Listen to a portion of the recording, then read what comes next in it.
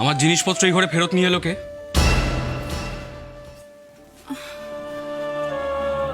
আমি।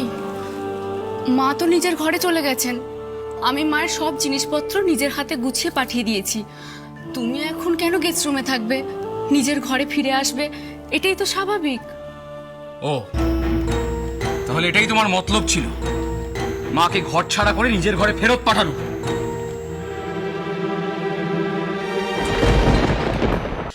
মতলব? এসব তুমি কি বলছো? ঠিকই বলছি। মা একটা দিন এই ঘরে ছিল, একটা দিন তোমার সব ছেড়ে মায়ের সেবা করতে হয়েছিল, সেটা তোমার সহ্য হলো না। গরম তেল নিয়ে গেলে তুমি মায়ের জন্য। ঠিক অদ্ভুত কথা বলছো। তোমার কি মাথা খারাপ হয়ে গেছে? তোমার চোখে কি পর্দা পড়েছে? তুমি ঠিক ভুলের বিচার করতে পারছো না।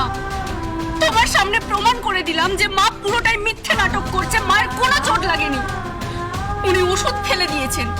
আমি গরম তেল নিয়ে মালিশ করতে আসায় উনি এক লাফ মেরে খাট থেকে নেমে পড়লেন। কোন অসুস্থ মানুষ এমন করতে পারেন? তোমার নিজের চোখের সামনে যে ঘটনাটা ঘটলো তা ব্যাখ্যা না করে তুমি আমায় দোষছো। তোমার হলোটা কি?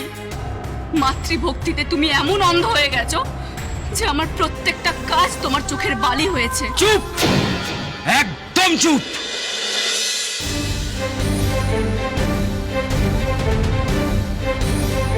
মা কেন এমন করতে যাবে?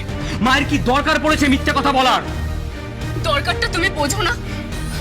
উনি চান আমরা যাতে একসাথে না থাকতে পারি, যাতে আমরা একসাথে ওই বাড়ি না যেতে পারি, আমাদের মধ্যে যাতে দূরত্ব তৈরি হয়।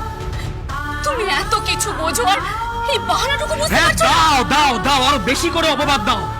মায়ের কি দায় পড়েছে আমাদের স্বামী স্ত্রীর মধ্যে দূরত্ব সৃষ্টি করার? কারণ উনি চান আমাকে তোমার থেকে দূরে সরিয়ে রাখতে। কারণ আমি থাকলে ওনার যে কার্যসিদ্ধি হবে না। কার্যসিদ্ধি? কিসের কার্যসিদ্ধি?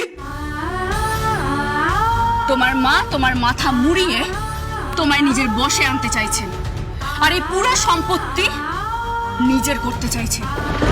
যা করতে উনি অধিকাংশে সফল হতে শুরু করেছেন। ও, খুব সাবধান।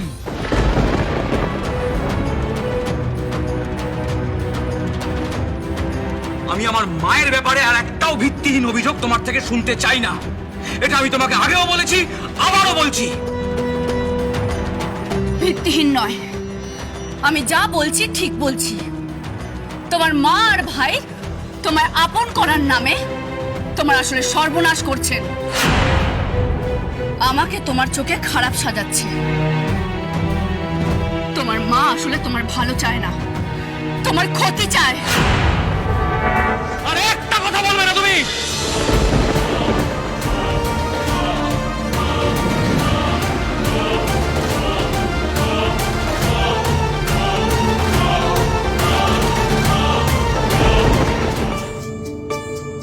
স্বয়ং সিদ্ধা, সোম থেকে শনি সন্ধ্যে ৭টায়, আকাশ ৮-এ।